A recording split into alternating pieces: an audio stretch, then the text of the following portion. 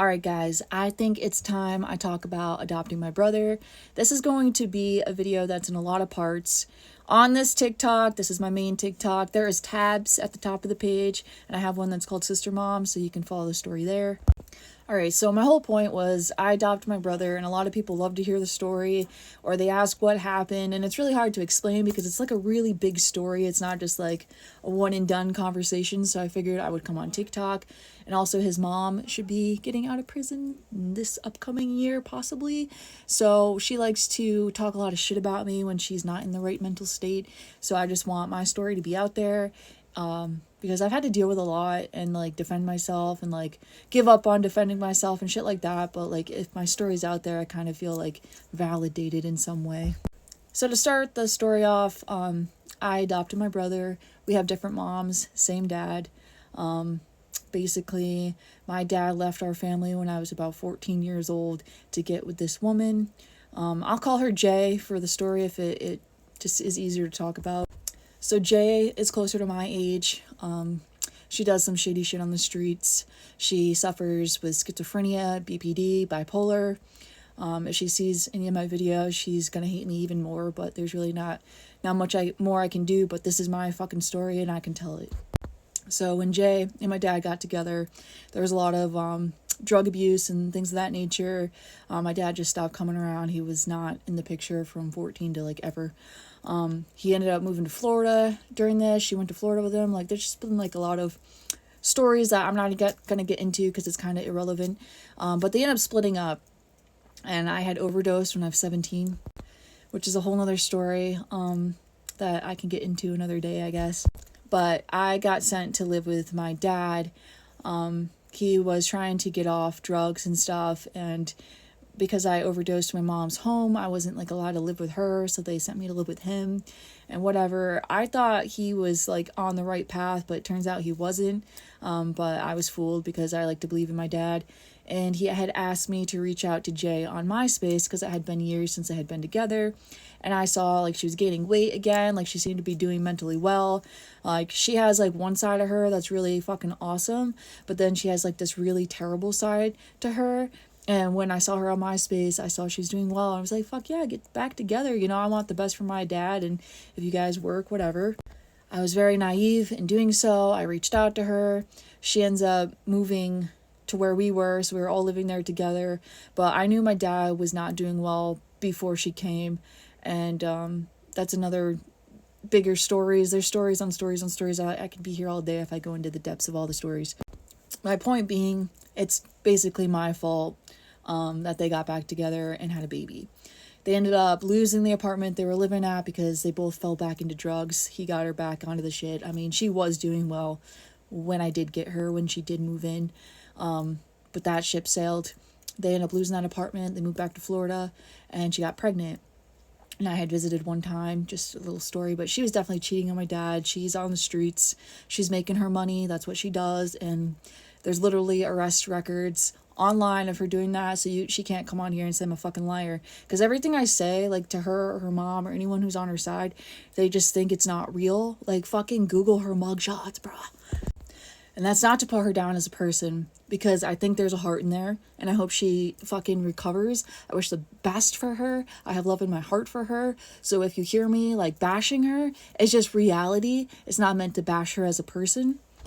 But down in Florida, she even had the guy pick her up while I was there and everything. She was smoking the fucking stuff I can't say on TikTok, and all I remember her saying is, I need milk, I need my milk, I need milk. That's all she fucking cared about, was fucking that and milk. Anyways, they end up losing that house in Florida, and they move in with my grandma. So the grandma situation wasn't good. They were still using. They're selling all my grandma's stuff. All her jewelry was sold. My grandma was dying. She needed help. Jay is certified, some kind of nurse, something. I don't know exactly what. But I was hoping like she was taking care of her, but I know she wasn't. Shit was just not good. My dad was drinking all the time, as well as other things. She would take off on the streets all the time. They leave the baby, my brother, home alone, or my dad upstairs drunk with my grandma, who did not want to pick up kids because she was so frail. She was probably around 90, 91 when all this was going down. She was old. She didn't, I witnessed her not wanting to pick up children. She loves children, but she knew her limits.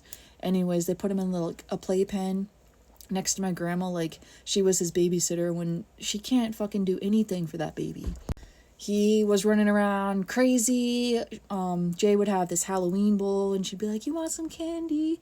I heard my dad wailing on him one time and I stopped going over. I was young and dumb, and if I could go back and do shit differently, I would have. So I was 22, around 22. I didn't understand like CPS or getting people involved, or like I don't have any like people in my corner to be like, "Dad's fucking hurting him." I just like didn't understand like the severity. I guess I don't know. I just stopped going over. I'm the type of person that shows up for like all the holidays, especially for my grandma, but like my little brother he was like 2 when I'm talking about all this happening. Like I give him gifts for his birthday, Christmas, everything. I always show up for holidays. Me and my grandma became really close at one point, and like I'd celebrate Mother's Day with her, and just like I always wanted to be there. So it hurt when I had to stop going over, because I just couldn't watch it all fucking falling apart. And my little brother, when I did see him, he would always say, "It's okay, it's all right." I wish I would have recorded the story when all this was happening. It'd be a lot easier explaining it than fucking years later and trying to remember the exact things. But so all that was happening, and Jay ended up moving in with this other guy. We'll call him B. She went to B's house, and she was fucking out of her fucking mind. She'd be like in the kitchen being like dancing like this and shit, and she had like this shrine chair with like beads and shit to make jewelry all stacked around it, and she'd be like, "Look at my fucking shrine and shit." It was fucking weird. I think at this point my kid, he's my kid now, but my brother had been taken. I think he was taken when she was living in that house. I can't remember if he was there. I think he was at that house, because my grandma got kidnapped. So they had to get my aunt. I don't even like to give her that fucking title, and I'll just use her name because she's a piece of shit, Kathy. Kathy kidnapped and offed my grandmother, and she kicks my dad and Jay out of the house. Jay was with B. Dad moved in with one of his best friends, who's also a B. I don't know what to call her. They're both at 2 separate B's houses, all right? So my brother ends up getting taken into foster care because I think my aunt... Oh, God, I'm just going to call her Kathy. Forget the aunt part. Kathy, I think, called in the CPS call to get the kid taken, which, yeah, he should have been. And I guess apparently when he was being taken, Jay had told me she didn't even consider me to take him. Like, he was placed into fucking foster care, you know? I knew shit was gonna hit the fan. I was calling Jay's mom a lot and being like, "Yo, shit's fucking weird." As soon as I heard he went into fucking foster care, I called her. I was like, "What do we do? What do we do? You know, I have to figure it out." I figured out you have to petition the court to get a kid. I knew nothing about this, and nobody fucking helped me. I was trying so hard just to fucking get him out of a fucking system he didn't belong in. And I think I'll end it here, just because talking about the petition I filed and everything else, that's just like a whole nother fucking story. So anyways, I adopted my brother. If you want to hear more, stay tuned. It's okay.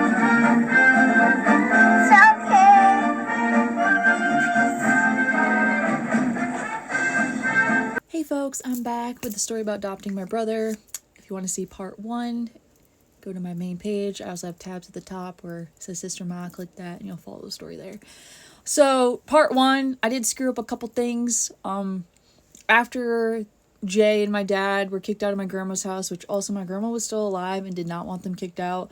I have a recording where she says she didn't want them to be kicked out because of the baby, which she was referring to my little brother. She never wanted them to be kicked out. My Kathy wanted to ruin everybody's lives. Kathy is my aunt who kidnapped and offed my grandmother for the benefit of herself, just for a backstory there. So when they did get kicked out of the house, they did get an apartment together. I forgot about that. And I would go there to visit. There was one time I was driving there and I saw my dad walking on the road.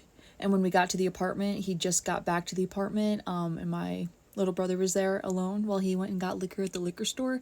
He was 2. Jay was still doing her street shit. She also did have a job doing like motel maintenance or whatever, but she definitely was on the streets. And my little brother would always be like, she'll be back, she'll be back. So fast forward, he was taken the last time because there was a domestic dispute. Supposedly the neighbors had heard it. My dad got like unlawful imprisonment, and then that's when CPS scooped up my little brother and threw him into foster care, and that was October of 2014. And then Jay went on like drug binges. She was getting arrested left and right. Her last mugshot when all this was happening is the most fucked up mugshot. I guess I could probably post it here. So I have 3 binders worth of documentation, so it's going to be kind of hard to find everything I want to find because it's not very organized, I don't think. Because I'd love to read you why he originally was taken and the backstory on that, and I'm sure it's in one of these papers, and I guess when I get to it. But I wanted to start off with my petition with the court because my kid's mom likes to say that I tried to steal her baby. She's told me to go have my own kids. She shouted it out at court in front of the judge, have my own baby. She said I bought him from the judge. She will take no accountability for losing her son at all. She won't even admit to signing over parental rights, which is what she did. There's no way to steal people's kids. You can't just buy them from a judge. Like, you did that. And the sooner you take accountability, the sooner your healing journey will start. So I just wanted to start off that I never went into the intention when I adopted my brother that I would have him for life. I went in with the petition for temporary custody to get him out of foster care. So I petitioned October 24, 2014. He was taken that week. I think he was taken the day prior. Like, I didn't waste any time. As soon as I figured out what I needed to do, I was down at the courts filing this shit. And I'm just going to read what I wrote here, which is what I went in with the intention. I said, my brother would be in a safe, loving home. I love him with all my heart. I would get him into Head Start and get him the education he needs until his parents are able to take care of him in the future. I could give him a safe, loving home. I would take great care of him. He's my little brother, and he needs to stay with blood family that have fun to care for him and love and care. You can tell I was like a young kid when I fucking wrote this. I was 22. I have truly, well, actually I just turned 23 here. My birthday's in October. I have truly the best intentions for him. I have the money to care for him, the love, the safe home. I want to work on his education and get him his best potential in life. I want to do what I can in his best interest. Me and my boyfriend, I was dating this guy at the time, both work 40 hours a week jobs. My brother loves him, and my boyfriend has raised his niece and his nephew. He's really good with cares. This is like so... You could tell my maturity level, like I'm not even making sense. He is very good with care. I think I meant kids. He's very good with kids and really cares about them as I do. Seeing my brother in a great home, free of drugs and hurt. We have a loving home, and I would do anything I possibly could to see him succeed in life. She says I went into that trying to steal her kid. So my brother had 3 people that petitioned to get him out of foster care. It was me, his grandmother, which is Jay's mom, and Jay's aunt, which is the mom's sister. I have her mom's petition, and I just want to read it just so we get all sides of the story, and if anyone ever wants the story, here it is. Okay, so she wrote, I have had so-and-so in my physical custody for 2 months on and off. He has a loving, stable environment with me and his pets at my home. He is well-adjusted, happy, and safe. An issue was brought to the attention of CPS that due to my ex-husband, whom I am estranged, domestic violent record, my home was not suitable. He is being asked to remove the premises and will not be in the home with my grandson. If I'm able to obtain custody, so-and-so and I are bonded, and he loves being with me and his nanny, as he calls me. We have a routine of bath time first thing each morning, then breakfast, playtime and cartoons, lunch, long walks outside, on the swing set, etc. We settle in for dinner, then off to bed. So-and-so is well-adjusted and very happy with me at my home and would be distraught to be separated from his family. Thank you. So that's her petition. And I could give you one guess why she didn't get the kid. So the aunt's petition I don't have right on me, but she never showed up to court. So you file a petition and then your petition is read in court. The aunt never showed up. The aunt was an addict, etc. She has now passed on, RIP. So I filed that petition in October. It wasn't read until January. So he had to stay in foster care for the whole time, away from all family. His mom was currently in jail, because that's what she does. And my dad was living with his best friend at the time, that other B I was talking about. My dad was allowed supervised visits. I was not allowed to visit him. So he was like cut off from everyone except for my dad once in a while. So I would like gift things through my dad to him that would get to him. So I give him like a winter coat, a winter hat. I made a family album that had all his family's pictures in it with like their names. So the foster parents could be like, this is so-and-so, this is so-and-so. And it would make him not feel like we just all fucking left him. You know, he's two years old in a stranger's home with none of his family. What happened? So basically, when you petition for a kid, you have to have a home study and all these different things. You have to be investigated. You have to have background checks, you and whoever you live with. So all of this just took a really long time for some reason, October till January, like late January. It was almost February until like they're like, yeah, you're good to go. I ended up getting approved.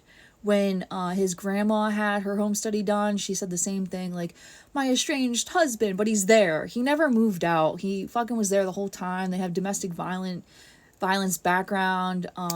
She was talking about smoking reefer, and it was not legal, and she's like, I'm gonna do what I want. Like, shut the fuck up. Shh, if you want to get the kid. Jesus Christ. I quit smoking and doing that kind of shit because I knew my kid's mom knew, and she was talking shit about me and saying like everything awful about me, and I don't understand why, because like I'm trying to save your kid, brah. Like, you want him in foster care, and at some point during all of this few years we went through all of this, she told me he would have been better off in foster care than with me. It's like something like she just like can't accept that she lost him and lost him to me, who's my dad's kid with someone else. It's like some kind of like weird like shit, because like I'm willing to get along with you. I'm willing to fucking do my best to fucking make this situation work, and she like never wants to make it okay. It's been a fucking battle. So I didn't get out as much as I wanted to in this story, this part 2. This is just like a little bit. That's why I said it was going to be like 8,000 parts, because there's just like so much to the story. So I guess I have to leave it off here and catch me at part 3. Yeah, she's trying to kick him out of your house. Oh, she's not gonna kick him out. Well, that's what she's trying to do behind your back. That's crazy. That's crazy. There's no reason for that. He's there with the baby, and somebody should be there anyway with that house. I don't think she really cares about anything. Did you want to talk to a lawyer and try to get home? But I don't really know any lawyers. I do. I'm talking to somebody for. Hey guys, I'm back talking about how I adopted my brother, kind of what happened. I'm on part 3. If you haven't heard the first 2 parts, I'd suggest you go and see them first. There's a tab at the top of my page that says Sister Ma. That's how you can find them the quickest. But this is the aunt's petition. I didn't have it the last video. I have it now, so I want to read it to you so we get everyone's side. So all she wrote was, I have had so-and-so on many occasions babysitting him. So-and-so has a loving, stable, nurturing environment with me, discipline and structure at my home. It's happy, safe environment. That was her petition. But she never showed up to court, so her shit was dropped, not read. It was just thrown out. There's a couple times she was supposed to show up. She never showed up. So there's a lot of stuff that happened between when he went into foster care and when I got him out of foster care. So that's kind of where we're at right now, and I don't want to miss anything because it's a little bit fucking bananas. So this is a piece of paper that is explaining to the courts what's been happening. So Jay went to the DSS main building trying to apply for assistance regarding housing. She began the screening process. Jay was mean, demanding, and rude to this worker. As a result, she was told that if she wanted to get services, she'd have to be calm and be civil. Upon information and belief, This officer asked Jay if she was on drugs, and she refused to answer. Then she started speaking to another caseworker. This is my first time reading this, so I'm sorry if it's not like coming out fucking good. Alright, it says, upon information belief, Jay insisted on speaking with this caseworker, which was the person that was on the case that was like in the homes and everything, who took Jay to an interview room to speak with her. After speaking with the caseworker, Jay retrieved 5 or 6 bags from the security desk. Jay then carried the bags to the lobby area, left them there, and exited the building. Approximately 5 minutes after Jay exited, her mother had called this place and warned them that Jay was on her way to that building with a loaded pellet gun. So then they searched these bags that she had left, and they found 2 pellet guns and a container of ammunition. So after she left this building, she went to a different building, asking for assistance for homelessness. She was very agitated, and this person made suggestions to her, which made her angrier.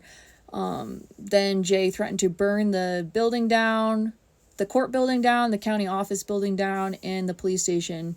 Then she stated several times, we do not know the damage she could do by calling in her mafia connections. She said that shit before to someone when I was with her, when we were living years ago together. She's like, I'm mafia, bitch. I'm telling you, she gets cooked. And then she made several threats to harm anyone who got in her way. This was all in November, mind you, a couple weeks after she lost her son into foster care. Jay had stated to someone that she would grab her child and run away if she got the opportunity to do so. These people made attempts to calm her down and work out a resolution, and then Jay continued to do more threats. And then someone's notified security desk and DSS supervisors based on her behavior. So-and-so issued an order for Jay's emergency admission to a hospital for immediate observation and care. This was November 26, 2014. Jay was brought to the police department, where she acted in an extremely belligerent manner, cursing and threatening to kill multiple officers. Following her transport to the police station, Jay was admitted to the psychiatric ward. And then they keep saying upon information belief, that's why I keep reading it. She was admitted at the hospital. Jay was hoarding her own pills prescribed by her doctors and offering them to other patients. Jay also regularly acted in an irritable manner, spitting on nurses and therapists, and was described by her primary doctor as medication-seeking. Jay also went into a closet filled with a box of art supplies and planned on leaving the hospital with the supplies. So then she was released December 2nd, and then transported to her mother's house, where she was ordered to attend further treatments, which she did not. Also, it's not in this report, but I know she was personally stealing her mother's belongings and selling them. She was provided with a scheduled supervised visit with the child December 3rd, 2014. There was multiple supervisors asked to be a parent aide to join the visitation. Jay sat with so-and-so on her lap and discussed when the visits would be changed to another location. This person asked Jay not to discuss this while the child was present and for her to focus her attention on the child. Jay continually asked about the time and place of the visits. That's literally all she cares about. That's why we stopped seeing her before she went into prison this last time, because in my court order, it's that I do supervised visits in a public location. I put that in the thing. It's a court mandated thing because she's a lunatic when she's not properly medicated, and if something goes down, I want it to be fucking in public and with cameras, and she just refuses to do visits because I won't do it how she wants me to do it. And she just has a problem with control. Like right now in prison, she could have got out within a year. She's been in there 5 years, going on 5 years, because she just can't follow the rules. If something doesn't go her way, she fucking loses her shit. So as a result of Jay's questioning, so-and-so became upset and started crying. Jay insisted on discussing the visitation and was holding the kid as she was doing so, which made the child cry more and louder. So-and-so escorted the kid out of the room to discuss visitation, but Jay would not let go of the child. Jay became even more agitated, kicked a chair on her way, rolled her shoulders, and said she will do whatever she wants, and slammed the door in the interview room. And then it says she had a mental health appointment December 4th, and she did not show up. And here on December 7th, she was arrested for the shit she did in that building. Charge of criminal intent to damage property, and went to jail. So basically, final paragraph is Jay has shown herself to be violent, erratic, and a danger to others. She has openly threatened DSS employees, county employees, medical staff, and police officers. She presented at the county administration building with bags that contained weapons and ammunition. She acted belligerent and disrespectful in the setting of supervised visitation, even while the subject child was becoming visibly distressed at her behavior. If Jay's visits with so-and-so were to continue, the child and the supervising caseworkers, as well as any other individuals she may come into contact without the way, would all be placed at immediate risk of serious harm. And I mean that. And she has threatened that she is going to take me out someday. So I want it to be known there's no protection for me against somebody like this when I've tried to protect their child. So I just really hope she fucking gets her shit together. So this is now the paperwork, which is why the child was taken. August 28th, 2014. He was taken in October, late October 2014. So my dad assaulted Jay, gave her cuts, scratches, and bruises in the presence of the child. As a result, my dad was arrested and charged with endangering the welfare of a child, unlawful imprisonment, and harassment in the second degree. Jay admitted to buying beer for my dad prior to the domestic dispute. Jay also stated that my dad has an alcohol problem. My dad has a significant history of alcohol abuse, but has failed to engage in treatment or counseling to address this issue, which demonstrates his understanding of his duties as a parent are so fundamentally flawed that any child in his custody would be a risk of abuse or neglect. So after this domestic dispute, August 29th, the city ordered a protection order against my dad to stay away from Jay. Is upon information and belief, on the same day my dad was discovered by the city police inside her apartment in violation of the protection order, because she had him over there. You know, people in domestic situations, they don't get out of it just like that, even if they do have a protection order. My dad didn't go there because he wasn't welcome. He went there because he was welcomed there. Right here, Jay asked city court to drop the protection order, demonstrating that her understanding of her duties as a parent is so fundamentally flawed that any child in her custody would be at risk of abuse or neglect. Just a reminder, I didn't do any of this.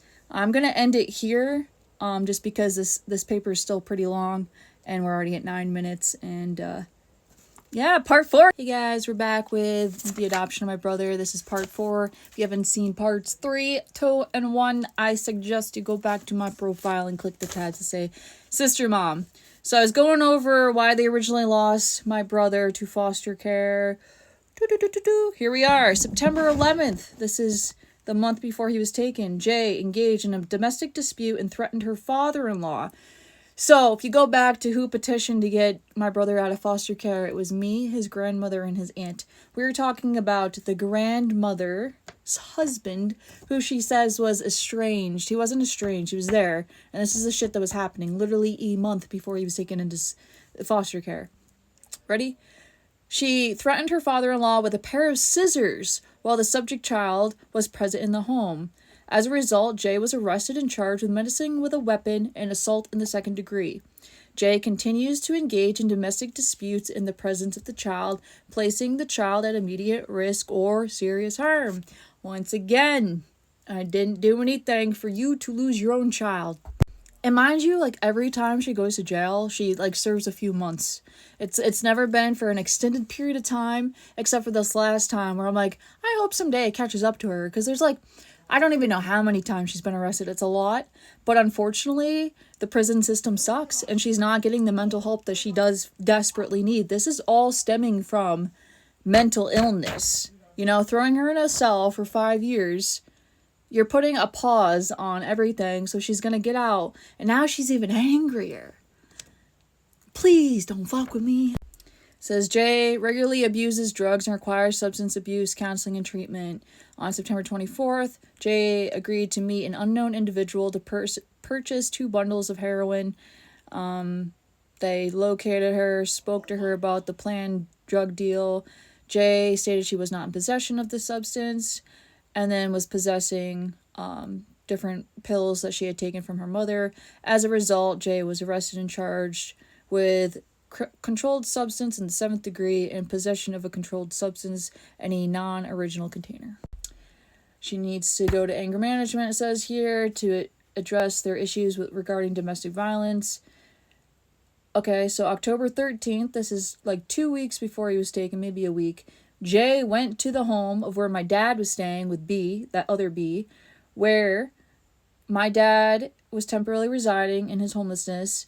Jay argued with B, assaulted her. As a result of the incident, Jay was arrested and charged with trespass and harassment in the 2nd degree. She threw her through a fucking window. I thought it was on this paperwork, but that's what happened. Jay has a history of fighting with my father in the presence of the child, as well as a history of substance abuse. On January 23rd, this is a year, 2013, before he was taken. Because your kid just doesn't get taken. Like, it's an investigated case. Like, things have to keep happening. This has been well documented. So January 23rd, 2013, police responded to a domestic dispute between Jay and my father, during which Jay slapped and pushed my father while the subject child was present in the home. Jay consented to allow the police officer to search her home, where they discovered a silver canister containing 3 different types of pills. As a result, Jay was charged with criminal possession controlled substance in the 7th degree. This shit could go on and on and on. Like I said, this is going to be 8,000 parts. This is probably the last part I'm doing for the day because it's just fucking draining. But, my dad and Jay, the parents of the child, are the persons responsible for the neglect of their child. So, October 22nd, this is right before he was taken. This is when he was taken. October 22nd, child was temporarily removed from the care of the following people on the basis of the following facts. They continually engage in violent domestic disputes while the child is present, placing the child at immediate risk or serious harm. My father assaulted Jay on, it just goes on and on about the whole shit, just what I just read, and they don't have stable housing, and da-da-da-ba-da-ba-da. Yeah, so that's why he was taken. I wanted it to be known. That's why he was taken. So I obviously didn't have all the information when I filed. I just knew he was in foster care and I had to try and get him out. So that's why I filed the petition I filed. There's also other stuff. She was arrested multiple times. She was arrested twice in one day because she had brought contraband into the jail and they had found it and everything like that. Like, there's just multiple things. And it's all kind of twists into, like, my grandmother passed away during all of this. And they lost my grandma's house and everything in it. And I had to try and get storage units and blah, blah, blah. And I tried to get my dad a different apartment and a job. And I, tried to help them best I could. She was mainly in jail throughout this. But when she got out, I did get my dad an apartment. My landlord's mom had apartments. So I was able to get my dad an apartment. And then I got him a job working where I worked. I was, trying to help him out. She moved in. They fucking were doing the same shit again. And, I was trying to have visits. I was having her over every weekend. I was doing the supervised visits. So I'm kind of skipping forward. But I went to court in January 2015 and they basically read my petition and was like, the kid's yours. And I'm like, okay. And they're like, yeah, go get him. And I had no idea that's what happened. So I didn't have a car seat. I didn't have fucking anything for him. No toys, no clothes, no nothing. My dad wasn't even supposed to be around me, but I did have my dad around me the first day because I wanted it to be a smooth transition from, this kid's been bounced around at this point all over the place, and I just wanted him to have someone he was familiar with to be around because I was only there for holidays and stuff. I'm not his parent, but my dad honestly didn't seem to care. He was making lunches and dinners for himself and not him. And whenever he had to go to the bathroom, I had to be the one to do it. And just things like that. It wasn't the help I wish I had. Yeah, so got the kid, got my brother, went to Walmart the next day, got him everything he needed. And he's basically just been with me ever since. But I did try and reunify them. DSS also tried to reunify them. There's so much more to the story that we just haven't even begun to get into. That was just the few first months when he got taken, and there's still shit I left out. So I'm gonna pick up on this another day. So just stay tuned. Just go to the tabs at the top of my page. It says Sister Mon. Yeah.